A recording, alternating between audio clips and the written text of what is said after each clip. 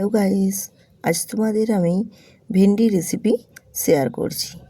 আমরা এই ভেন্ডি রেসিপিটা অনেকেই অনেক রকমভাবেই বানিয়েছি, কিন্তু আজ আমি তোমাদের একেবারেই অতি সাধারণভাবে ভেন্ডি রেসিপিটা বানিয়ে দেখাবো। দেখার পর তোমরাও সত্যি অবাক হয়ে যাবে যে সত্যি এইরকম সাধারণভাবে বানালেও এত সুন্দর টেস্টি আর এত সুন্দর খেতে লাগবে যেটা তোমরা দেখেও অবাক হয়ে যাবে। ভীষণই সুন্দর। আমি প্রথমে দেখো ভেন্ডিগুলোকে খুব ভালো করে আগে ধুয়ে জলটা ঝরিয়ে নিয়েছি। তারপর আমি ভেন্ডিগুলোকে দুটো মুখের দিকটা পেছনের দিকটা কেটে দিয়ে তারপর সোজা করে একটু কেটে নিয়েছি, যাতে করে ভেতরে তেল মশলাটাও খুব ভালো মতো ঢুকতে পারবে আর পোকা যাতে না থাকে সেটাও কিন্তু দেখে নিতে পারবে। এই জন্য আমি ভেন্ডিটা এইরকমভাবে কেটেছি। এরপর আমি গ্যাসটা অন করে একটা ফ্রাই প্যান বসিয়ে দিয়ে দিয়েছি অল্প পরিমাণে একটু তেলটা গরম করে নিয়ে আমি এবারে ওই ফ্রাই প্যানের মধ্যে দিয়ে দিলাম ভেন্ডিগুলোকে সমস্ত দিয়ে এবারে আমি ভেন্ডির ওপরে দিয়ে দেবো একেবারে স্বাদ মতো নুন দেব, আর দেব অল্প একটু হলুদের গুঁড়ো, আর দেবো একটু লাল লঙ্কার গুঁড়ো, একেবারে সামান্য অল্প একটু লাল লঙ্কার গুঁড়া দেব। দিয়ে বেশ ভালো করে আমি ভেন্ডিটা আগে ভেজে নেব। ভেন্ডিটা এরকমভাবে ভেজে নিলে ভেন্ডিটা যে একটা হরহরে ভাব থাকে সেই হরহরে ভাবটা অনেকটা চলে যাবে আর ভেন্ডিগুলো কিন্তু বেশ সুন্দরভাবে ভাজা হয়ে যাবে। প্রথমে আমি আগে ভেন্ডিটার মধ্যে নুন হলুদ খুব ভালো করে একটু মিশিয়ে নেব। নাড়াচাড়া করে করে নুন হলুদটা আগে প্রথমে বেশ ভালো মতো ভেন্ডির মধ্যে মিশিয়ে নিতে হবে। মেশানোটা ঠিকঠাক মতো হয়ে গেলে তারপর এবারে ভেন্ডিটা ভেজে নেওয়ার জন্য অপেক্ষা করব কয়েক সেকেন্ড। তো ভেন্ডিগুলোকে একটু হালকা লালচে লালচে করে ভেজে নেব। দেখুন এইভাবে একটু ভেন্ডিগুলোকে ভেজে নিতে হবে। এরকমভাবে ভেন্ডিগুলো ভেজে নিলে ভেন্ডিগুলো টেস্ট কিন্তু বেশ সুন্দর আসে। আমি রূপা ব্লগস উইথ রূপা চ্যানেলে আপনাদের সবাইকে স্বাগত জানিয়ে আজকে একেবারে এক সাধারণভাবে ভেন্ডি রেসিপি শেয়ার করছি আপনাদের সাথে। যদি ভালো লেগে থাকে অবশ্যই কিন্তু ভিডিওটিতে একটি লাইক দিয়ে ভিডিওটি কন্টিনিউ করবেন। ভেন্ডিগুলো ভাজতে ভাজতে আমি এপাশে মশলাটা রেডি করে নিচ্ছি। মশলা হিসেবে দেখো পোস্ত, সর্ষে আর জাস্ট একটা শুকনো লঙ্কা, এই দিয়েই আজকে বানাবো ভেন্ডি রেসিপি। আমি এবার এই মশলাটা শিলনোড়াতে বেটে নেব। আর এদিকে মশলাটা বেটে রেডি করতে করতে আমার এদিকে ভেন্ডিটাও ভাজা হয়ে গেছে। ভেন্ডিটাকেও আমি তুলে নিলাম। এরপর আমি ভেন্ডিটাই ফ্রাই প্যানটাতে আবারও দিয়ে দিলাম অল্প পরিমাণে একটু তেল, আর তেলের মধ্যে দিয়ে দিলাম গোটা জিরে আর একটু হলুদের গুঁড়ো দিয়ে তেলের মধ্যে খুব ভালো করে মিশিয়ে একটু ভেজে নিলাম। ভাজাটা বেশ ঠিকঠাক হলে তাহলে হলুদের কাঁচা গন্ধটাও থাকবে না আর জিরেরও একটা সুন্দর মিষ্টি ফ্লেভার আসবে। এরপর আমি এখানে অ্যাড করে দিলাম সর্ষে পোস্ত আর যে একটা শুকনো লঙ্কা ভেজেছি বেটেছি সেই শুকনো লঙ্কাটাও এখানে অ্যাড করে দিলাম। দিয়ে ওই তেলের মধ্যে মশলাটাকে বেশ একটু নাড়াচাড়া করে কষিয়ে নেব। সর্ষে আর পোস্ত আছে আর যেহেতু এখানে লঙ্কা দেওয়া আছে একটু কষিয়ে নিতে হবে। আর অল্প একটু জল দিয়ে আর সামান্য একেবারে অল্প একটু নুন দিয়ে দিলাম, কারণ নুনটা দিয়েই আমি আগে ভেজে রেখেছি। সেক্ষেত্রে নুনের পরিমাণটা অল্প দিতে হবে দেখে, যাতে না নুন হয়ে যায়, কারণ আমি আগে পরিমাণ মতোই কিন্তু নুনটা দিয়েছি। দিয়ে এবারে নাড়াচাড়া করে আমি একটু কষিয়ে নেওয়ার পর এখানে দিয়ে দিলাম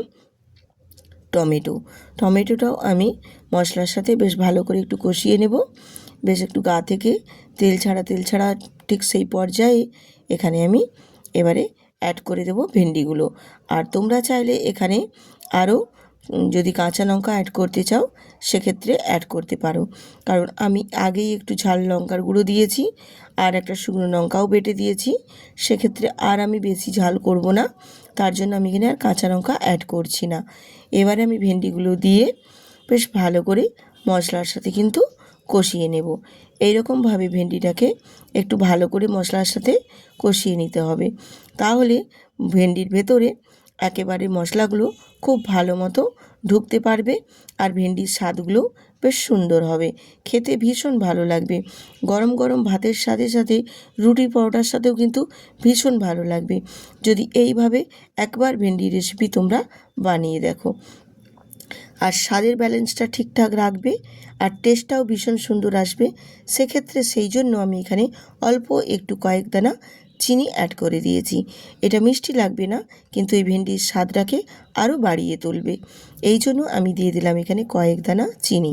চিনিটা দিয়ে একটু নাড়াচাড়া করে নিয়ে এখানে আমি দিয়ে দেবো একেবারে সামান্য অল্পই একটু পরিমাণে জল, কারণ আমি এর আগে ভেন্ডিটা ভেজে নিয়েছি, মশলার সাথে কষিয়েও নিয়েছি। সেক্ষেত্রে ভেন্ডিটা মোটামুটি আমার 99% সেদ্ধ হয়েই আছে।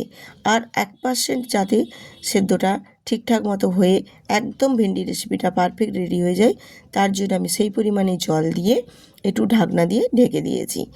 এরপর ঢাকনাটা খুলে তারপর তোমাদের দেখিয়ে দিচ্ছি। দেখো ভেন্ডি রেসিপিটা জলটা একেবারেই দেখো অনেকটা কমেও গেছে, আর ভেন্ডিগুলো একদম খুব সুন্দরভাবে সেদ্ধ তো হয়েই গেছে, উপরন্তু মশলা সমস্ত কিছু ভেন্ডির মধ্যে খুব ভালো মতো ঢুকতে পেরেছে। এই জন্য ভেন্ডির স্বাদটা আরও সুন্দর হবে।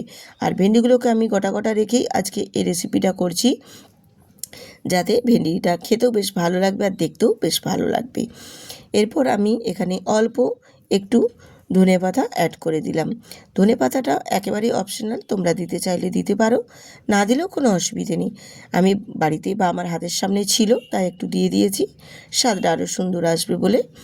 দিয়ে এবারে আবার একটু নাড়াচাড়া করে নিয়ে এরপর আমি নামিয়ে নেব। তো এইভাবে ভেন্ডি রেসিপি যদি বানিয়ে নাও, গরম গরম ভাতের সাথে রুটি পরোটার সাথেও কিন্তু ভীষণ ভালো লাগবে খেতে। কেউ বুঝতেই পারবে না যে একেবারে সাধারণভাবে এই ভেন্ডি রেসিপিটা আজকে বানানো, ঘরে থাকা সামান্য উপকরণ দিয়ে এত টেস্টফুল লাগবে খেতে, ভীষণ সুন্দর। আমার ভেন্ডি রেসিপিটা একেবারে কমপ্লিট হয়ে গেছে। আমি গ্যাসটা অফ করে এবারে নামিয়ে নেব। নামিয়ে নিয়ে তারপর সার্ভ করে তোমাদের দেখিয়ে দিচ্ছি যে এরকমভাবে ভেন্ডি রেসিপি যদি বানাও, খেতে কিন্তু সত্যি অসাধারণ লাগে। সবাই কিন্তু খেয়ে প্রশংসা করবে, বলবে যে ভেন্ডি রেসিপিটা ভীষণ সুন্দর হয়েছে। গরম ভাতের সাথে যেমনি ভালো লাগবে, রুটির সাথেও খেতে ভালো লাগবে। ভেন্ডি একটা এমন সবজি যে ভাত রুটি দুটোর সাথেই কিন্তু খুব ভালো খেতে ভালো লাগে। এরকমভাবে ভেন্ডি রেসিপি একবার বানিয়ে দেখুন, তারপর বলবেন যে দিদিভাই সত্যি ভেন্ডি রেসিপিটা ভীষণ সুন্দর হয়েছিল। আমরা কিন্তু অনেকে অনেক রকমভাবে বানিয়ে দেখি, একবার এই রকমভাবে বানিয়ে দেখুন, আমি কথা দিচ্ছি খেতে অসাধারণ লাগবে। যদি ভালো লাগে অবশ্যই কিন্তু চ্যানেলটিতে সাবস্ক্রাইব করে বেল আইকনটি প্রেস করে বন্ধুদের সাথে শেয়ার করে সুন্দর করে একটা কমেন্ট করে দেবেন। আর ভিডিওটিতে একটি লাইক দিতে কিন্তু ভুলবেন না। আবার আসবো এইরকম নিত্য নতুন অনেক রেসিপি নিয়ে। আজ এইখানেই শেষ করলাম। সুস্থ থাকুন, ভালো থাকুন।